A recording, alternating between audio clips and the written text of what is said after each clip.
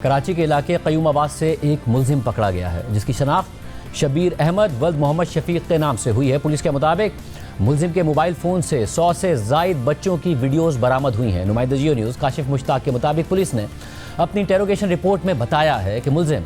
2011 में एबटाबाद से कराची आया था। 2016 में मुलजिम क़यूमाबाद मुंतकिल हुआ और शरबत का ठेला लगाया। मुलजिम 2016 से कम उम्र बच्चे और बच्चियों से बदफेली कर रहा है। रिपोर्ट में मजीद बताया गया है कि मुलजिम 5 साल से 12 साल तक के बच्चों को निशाना बनाता रहा। मुलजिम ठेले पर आने वाले बच्चों को इनाम का लालच देकर ऊपर घर में ले जाता था। पुलिस की इंटेरोगेशन रिपोर्ट में मजीद लिखा है कि मुलजिम ने इंकिशाफ किया है कि वो छोटी उम्र के 5 से 12 साल तक के लड़की और लड़कों को बदफेली का निशाना बनाता था, उनकी वीडियोज़ बनाता था। इंटेरोगेशन रिपोर्ट के मुताबिक मुलजिम पकड़े जाने से पहले तकरीबन 100 बच्चे और बच्चियों के साथ बदफेली के जुर्म का इर्तिकाब कर चुका है और मुलजिम ने इंकिशाफ किया है कि उसके पास वीडियोस उसके मोबाइल फ़ोन और USB में महफूज हैं। और इस हवाले से जंग अखबार में शाया होने वाली साकिब सगीर की खबर के मुताबिक डिफेंस थाने की हुदूद क़यूमाबाद सी एरिया गली नंबर 18 में शरबत की रेडी लगाने वाला मुलजिम अवाम के हत्थे चढ़ गया। मुलजिम शब्बीर अहमद को इलाका मकीनों ने पकड़कर तशद्दुद का निशाना बनाने के बाद डिफेंस पुलिस के हवाले कर दिया। SSP साउथ महजूर अली ने बताया कि दौरान तफ्तीश मुलजिम के मोबाइल फ़ोन और USB ड्राइव से मासूम बच्चों की 200 से ज़ायद वीडियोज़ मिली हैं,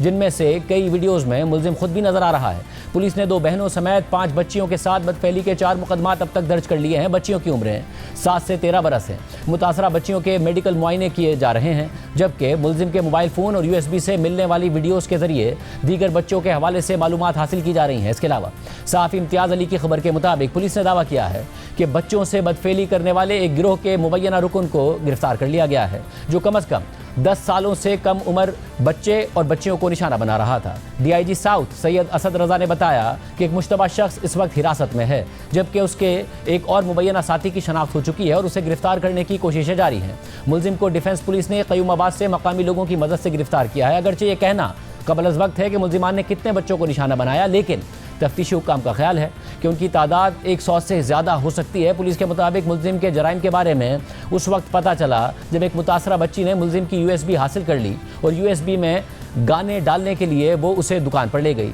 जहां दुकानदार ने USB में काबिल एतराज़ वीडियोज़ देखी और इलाके के लोगों को खबर दी, जिसके बाद इलाका मकीनों ने मुलजिम को तशद्दुद के बाद पुलिस के हवाले कर दिया। पुलिस ने मुतासरा बच्चियों के वालिदैन को बुलाया, जिन्होंने 3 मुकदमात दर्ज कराए हैं। DIG साउथ के मुताबिक इस केस की तफ्तीश के लिए खुसूसी टीम बना दी गई है, जिसमें DSP defence doctor Saifullah, SHO और ख़वातीन पुलिस स्टेशन की अफसरान भी शामिल हैं। टीम रोज़ाना रिपोर्ट देगी और हर मुमकिन वसाइल इस्तेमाल करेगी। आज इस मुलजिम को अदालत में पेश किया गया और अदालत ने मुलजिम को 5 रोज़ के जिस्मानी रिमांड पर पुलिस के हवाले कर दिया है। अब तक मुलजिम के खिलाफ 4 FIR सामने आ चुकी हैं, जिनमें वक़ूए की मुख्तलिफ तारीखें दर्ज हैं, मगर मुकदमात के इंदराज की तारीख 11 सितंबर की है। मज़ीद क्या तफसीलात हैं, हमारे साथ मौजूद हैं DIG साउथ सैयद असद रज़ा साहब। असद रज़ा साहब, बहुत शुक्रिया मैं शो में ज्वाइन करने के लिए। सबसे पहले, इतने तवील अरसे तक ये मुलजिम और मुतादिद बच्चों के साथ ये सब करता रहा, उनकी वीडियोज़ बनाता रहा, क्यों नहीं पकड़ा गया, कैसे ये ऑपरेट करता रहा? जी शुक्रिया शाहज़ेब। जैसे कि आपने खुद जिक्र किया इस चीज़ का कि जो चाइल्ड सेक्स है या फिर जो पेडोफिलिया जिसको आम ज़ुबान में बोला जाता है, ये एक टिपिकल जो है वो सेक्स क्राइम है और उसमें जो भी एग्रेसर होता है, जो कल्प्रिट है, वो हमेशा अपना एक ताल्लुक़ जो है वो इस्टेब्लिश करता है अपने विक्टिम के साथ। इस केस के अंदर भी जो एग्रेसर था उसने जो मासूम बच्चों को उसने अपनी जो एक फ्रूट कार्ट थी जिस पर वो फ्रूट्स भी फ़रोख्त करता था और उसके अलावा वो शरबत की रेडी जो है वो भी लगाता था, उससे उसने बच्चों को ल्योर करना शुरू कर दिया। और जब वो बच्चे उस कंफर्ट जोन में आ गए तो उसके बाद उसने उनकी इसी मासूमियत का फ़ायदा उठाया और उनको फिर अपनी हवस का निशाना बनाया। चूँकि इस केस के अंदर जो हमने देखा है अभी तक कि इस मुलजिम ने अपने विक्टिम के साथ ऐसा ताल्लुक़ बनाया हुआ था जिसकी वजह से बच्चे जो थे वो किसी को भी इस चीज़ को डिस्क्लोज़ नहीं कर रहे थे। ना उन्होंने इस चीज़ को किसी अपने पेरेंट्स को बताया, ना किसी फैमिली मेम्बर्स के साथ डिस्क्लोज़ किया, ना ही किसी पुलिस अफसर को इस बारे में कोई इत्तला दी गई। इसी वजह से इस जो दरिंदे का ये जो फेल है वो लोगों से छुपा रहा और तब तक कि कोई ऐसा मौका मिला जिसमें इसको फुली डिस्क्लोज़ किया गया और उसके बाद इसके खिलाफ वो कार्रवाई जो है वो अमल में लाई जा रही है। मतलब और अभी तक क्या ये अकेला ही था या इसके कोई साथी भी था या कोई गिरोह है जो ये मिलकर ऑपरेट करता था? जी देखें, अगर इस क्राइम की या इस जो माइंड सेट है इस क्राइम के पीछे उसकी बात की जाए तो मैं समझता हूं कि इसका जो एक एसोसिएट था पहले, उसका भी उसने एक नाम बताया है, मगर वो हमारी तफ्तीश के मुताबिक वो जो इसका एसोसिएट था वो 2019 के अंदर जो है वो किसी हादसे का शिकार होकर वो हलाक हो गया, और उसके बाद उसने ये जो है ये सोलो काम करना शुरू कर दिया था। मगर जो मैं अगर इसकी बात करूं इसके बैकग्राउंड के अंदर, तो ये जो ऑफेंस है मैं यही समझता हूं कि इसके अंदर जो है अगर इसके मुहरकात देखे जाएं तो उसमें मुझे दिखाई देता है कि जो सोशल मीडिया है उसका इस्तेमाल जो है वो बहुत ज़्यादा, वो भी इस क्राइम को जो है वो एक तो परपेचुएट करने में और उसको मोटिवेट करने में इस्तेमाल हुआ। क्योंकि जैसे जैसे मैंने इस क्रिमिनल का बिहेवियर जो है उसको स्टडी करना शुरू किया तो मुझे अंदाज़ा हुआ कि उसने ये एक कॉपी कैट किस्म का क्रिमिनल है, जिसने जो मेरी असेसमेंट है कि उसने बहुत ज़्यादा लोगों को देखा जो कि इंटरनेट के ऊपर इस किस्म के जो जराइम है उसमें मुब्तला होते हैं, और उससे उसने मोटिवेशन लेकर और उन्हीं के जो मोडस ऑपरेंडी है उनको इस्तेमाल किया अपने फेल को जारी रखने के लिए भी, कमिट करने के लिए, और अपना जो जुर्म था उसको छुपाने के लिए भी। और उसके बाद जैसे जैसे वो ये क्राइम करता रहा तो उसकी वो प्रॉपर उसकी रिकॉर्डिंग भी करता रहा, उसकी डॉक्यूमेंटेशन भी करता रहा। उसने एक अपनी डायरी मेंटेन की हुई थी, और उसके अलावा उसने अपने विक्टिम के साथ जो है एक ऐसा ताल्लुक जोड़ा हुआ था कि जिसकी वजह से विक्टिम ये जो वीडियोस ये बनाता था, इसका क्या कोई इस्तेमाल करता था और ये पकड़ा कैसे गया फिर? जी, जैसे कि आपने इब्तिदा में बताया है कि ये जो क्रिमिनल है इससे अपने घर के अंदर ही अपने फ़ोन्स को इस्तेमाल करके ये वीडियोस बनाता था, और उसने उसके बाद इस फ़ोन को वो एक करीबी जो है वो मल्टीमीडिया इंटरनेट का जो है कियोस्क वहाँ पर ले जाता था, वहाँ पर उनको सबको डाउनलोड करके एक यूएसबी जो है उसमें सेव कर देता था। हमें अभी तक जो है तकरीबन 2 यूएसबी जो हैं वो मिली हैं, जिसके अंदर काफ़ी हमें वीडियोस मिली हैं। ऐसा मवाद मिला है जो कि हाईली ऑब्जेक्शनेबल